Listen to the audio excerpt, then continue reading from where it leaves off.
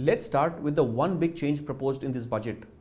Long-term capital gains tax on equity shares and equity mutual funds is back, a tax of 10%.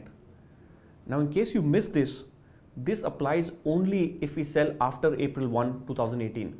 So if we sell within the next 2 months, that is up to March 31st, we can still avail of the zero long-term capital gains tax. But in case we decide to hold on and sell on or after April 1, then the gains up to today, which is Jan 31st, if any, will be tax-free. Only gains after today will be taxable. How will this work? Let's say we bought a mutual fund scheme with a purchase NAV of 21 last year. Now, as of today, the NAV has reached 24. Now, we sell this scheme at an NAV of 34 next financial year, but after having held it for at least 12 months.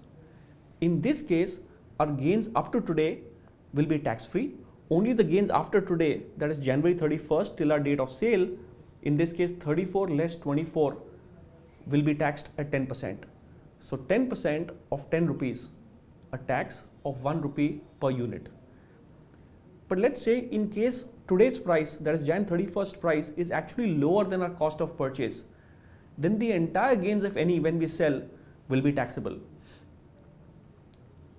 Another interesting thing to note for clients is that long-term losses, if any, on equities or equity schemes bought henceforth, which were earlier useless, will now become useful to offset future long-term gains.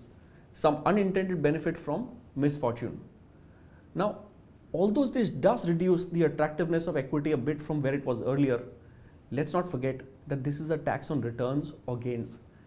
Given the large expected difference in long-term returns between equity and debt, we don't think investors will shy away from equities just because of this tax.